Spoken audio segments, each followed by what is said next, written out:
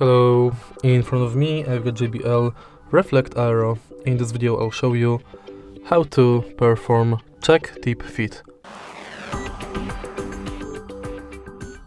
In the beginning, make sure that your headphones are connected with headphones app.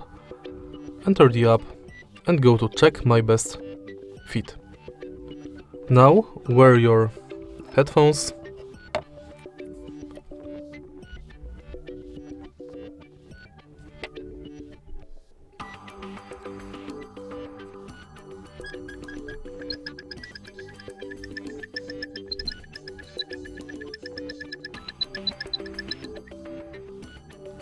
Tap done and it's set.